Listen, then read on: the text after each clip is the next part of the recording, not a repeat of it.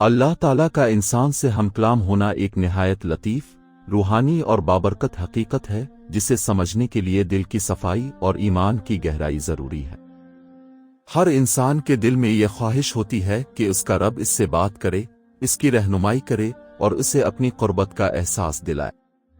इस्लाम हमें यह सिखाता है कि अल्लाह ताला अपने बंदों से मुख्तलिफ तरीक़ों से राब्ता फरमाता है, लेकिन ये राब्ता आम इंसानी गुफ्तगू की तरह नहीं होता बल्कि ये एक रूहानी अंदाज में होता है जिसे समझने के लिए शऊर और तक़ू दरकार है। सबसे पहले ये बात ज़हन में रखनी चाहिए कि अल्लाह ताला का कलाम सबसे वाज़े तौर पर अंबिया किराम अलैहिम अस्सलाम के ज़रिए दुनिया तक पहुँचा, जिसे वही कहा जाता है। नबी करीम के बाद वही का सिलसिला ख़त्म हो चुका है, लेकिन अल्लाह ताला की अपने बंदों से रहनुमाई और ताल्लुक़ ख़त्म नहीं हुआ।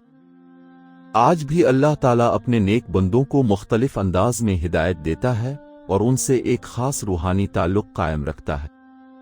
अल्लाह ताला के इंसान से हमकलाम होने की पहली निशानी यह है कि बंदे के दिल में अचानक हिदायत और सुकून पैदा हो जाता है। बाज़ औक़ात इंसान किसी मुश्किल में होता है, किसी फैसले में उलझा होता है या परेशान होता है और अचानक उसके दिल में एक वाज़े रास्ता आ जाता है। दिल मुतमईन हो जाता है और इंसान को लगता है कि अब उसे समझ आ गई है कि क्या करना है। ये कैफियत अल्लाह ताला की तरफ से होती है जिसे इल्हाम कहा जाता है।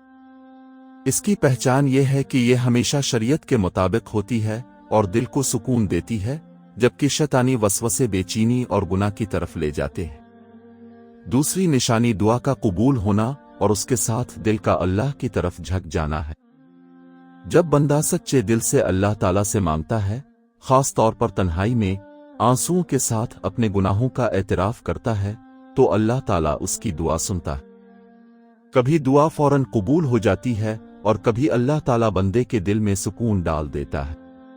ये सुकून भी दरअसल अल्लाह का जवाब होता है। बंदा महसूस करता है कि इसका रब उसके करीब है और उसकी बात सुन रहा है।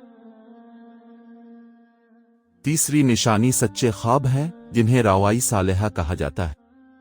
नेक और परहेजगार लोग बाज़ औक़ात ऐसे ख्वाब देखते हैं जो उनकी रहनुमाई करते हैं।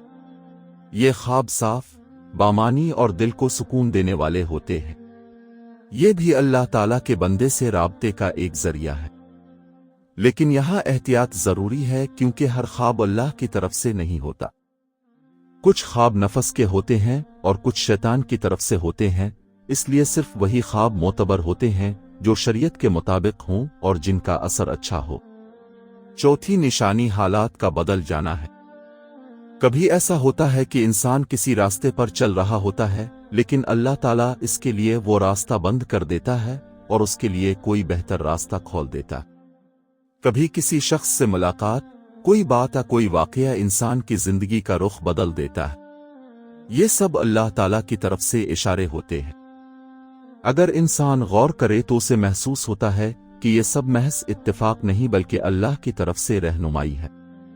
असल हकीकत यह है कि अल्लाह ताला से हमकलाम होने के लिए दिल का जिंदा होना जरूरी है।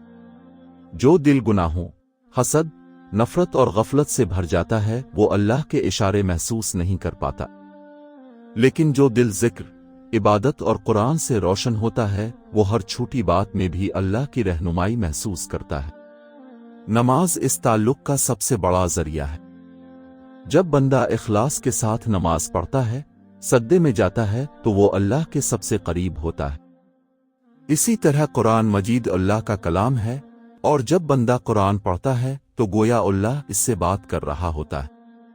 बुजुर्गों का कौल है कि अगर तुम चाहते हो कि अल्लाह तुमसे बात करे तो कुरान पढ़ो, और अगर तुम चाहते हो कि तुम अल्लाह से बात करो तो नमाज पढ़ो। जिक्र, इस्तिग़फ़ार और दुरूद शरीफ भी दिल को साफ करते हैं और अल्लाह के साथ ताल्लुक को मजबूत बनाते हैं। जब बंदा कसरत से अल्लाह को याद करता है तो इसका दिल नर्म हो जाता है और वो अल्लाह के इशारों को आसानी से समझने लगता है। आखिर में ये बात समझना बहुत ज़रूरी है कि अल्लाह ताला का हमकलाम होना किसी गैर मामूली आवाज़ या ज़ाहिरी बातचीत का नाम नहीं है जैसा कि बाज़ लोग समझते हैं, बल्कि ये दिल का सुकून, रूह की रोशनी और जिंदगी में रहनुमाई की सूरत में होता है।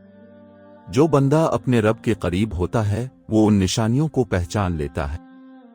अल्लाह ताला हमें अपना कुर्ब नसीब फरमाए, हमारे दिलों को पाक करे और हमें अपनी रहनुमाई को समझने की तौफीक अता फरमाए। आमीन।